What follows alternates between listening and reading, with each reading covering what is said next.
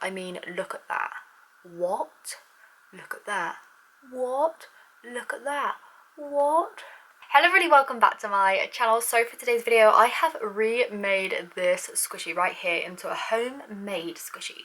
I just really love this squishy so much and I thought I would remake it. I have actually remade this one before and it failed so bad, so I never posted it, but I've remade it. It took me around about 12 hours to make in total, and yes, you can see it down there. You're not seeing double. I think I just really did a good job. So yeah, if you haven't already, I would ask if you would like to hit that subscribe button and stick around. Less than 10% of people who actually watch my videos are actually subscribed, so I'm asking now if anyone would like to stick around to see all the cute DIYs that I do and all the DIY squishes and stuff like that, then please do remember to hit that button because I would love to have you here. So anyway, hopefully you enjoy watching how I remade this squishy, and yeah, I'll be squishing them both at the end, giving them a little bit of a comparison so you can see them up close, and yeah, just gonna get straight on into it. So the foam that I'm using to make this squishy is just regular foam. It's actually just part of a seat pad. It's not slow rising at all. It was supposed to be memory foam, but it really just doesn't act like it. So I'm just assuming it's normal foam.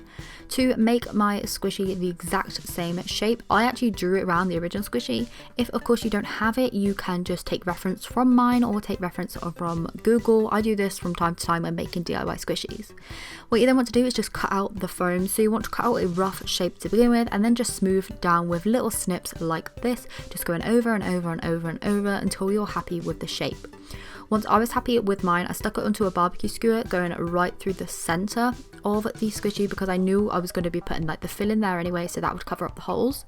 So I ended up covering mine in a whole bunch of pastel yellow just because I have the most yellow puffy paint, and I made up a mixture of puffy paint and PVA glue just to cover it. I did 5 layers in total, leaving it to dry in between each layer. Once the last layer was then done, I used this like tulip fabric paint, and I used it in a blue just because it's one I had loads of, and I made this kind of like edging pattern all the way around to make the macaron texture. Once it was dry, I then did another layer, as you can see here, just layering it on top. This took a couple of hours to dry in front of a fan. Probably would take a couple of days if you don't have the fan, but you want to make sure that it's fully set so that you're left with a nice kind of fluffy macaron like texture. I also reinforced like the ear bits as well to make sure that there will be no tears on them, so I added some extra bits of that kind of puffy paint into those bits as well. What I then did was painted the whole entire thing in the pastel yellow shade again, and once I had done that, covered up all of that blue paint, I mixed up a pink puffy paint mixture and then painted half of it, so going in between those two kind of lines and making sure that one half was pink and one half was yellow in order to match the original squishy. To add the filling in between those two parts, I just added a white puffy paint, just actual white puffy paint from the brown tulip, and just straight up squeezed it out from the tube, just going in between those two sections just to make the filling shape nice and 3D as well. To cover the holes where the barbecue skewer came out, what I did was I just took some puffy paint and just squeezed it over, trying to make like a bridge over those holes just to kind of cover them up. I then left that to dry and put another layer over it as well, just to reinforce that too. I then moved on to decorating the shape, so I started with this orangey yellowy kind of colour and I painted on the details. So this orangey yellow colour is actually just acrylic paint. It's a really kind of expensive acrylic paint actually, and it doesn't crack once it's dried. Like, I've used this on a few things before and it's turned out perfectly, so yeah, it would kind of, I wouldn't recommend it if you have fabric paint, but yeah, just do your research, have a little play around and see what works for you. Next, I painted on the chocolate bit at the top as well as the eyes in a tulip, I have it here, tulip slick brown, the same colour that I use for all my chocolatey kind of bits on my squishies. And then I added on some details such as the nose, the kind of like cheek, little blushy bits, and the sprinkles, just using a little pin.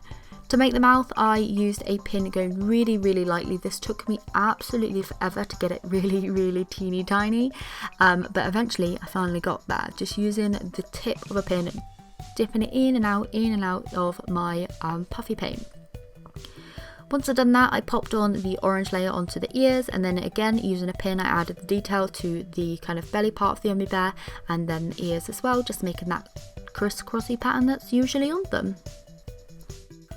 So now that they are done, you can kind of see how similar they look. I am really impressed with myself on this one. I feel like I actually did a really good job, considering I had to carve this by hand with just scissors instead of using a mould and stuff like the original. I think I did a pretty good job. So the colours wise, I'm really happy with them. It took me a little while to get that pink colour right, because it's actually like an orangey toned kind of peachy pink, and it was really hard to mix, so I got it wrong a few times. So actually got a few extra layers on there just to get it right, but overall I think it's worked out so good. I mean, look at that. What? Look at that. What? Look at that. What? I'm just so impressed. So squishiness wise, I figured I'd just may as well give it a squish because I'm talking for way too long. Like, look at that.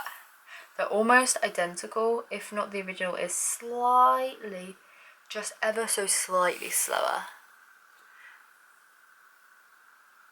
Yeah, it's just slightly slower. On the ears, again, mine also sounds airy because I have a hole at the bottom, just because of the paint. It needs some like air movement, whereas the original one obviously has some natural air movement going on, but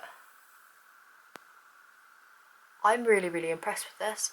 Like, so impressed with myself for doing this. And that's not often that actually happens. So yeah, hopefully you've enjoyed today's video as much as I have, because I really love this. Can you tell which one is which? You probably can. I'm just kind of really pumping myself up here. But no, yeah, hopefully you've enjoyed it. If you did, please do give it a thumbs up, and remember to subscribe if you haven't already, and I will see you very soon for another video. Bye!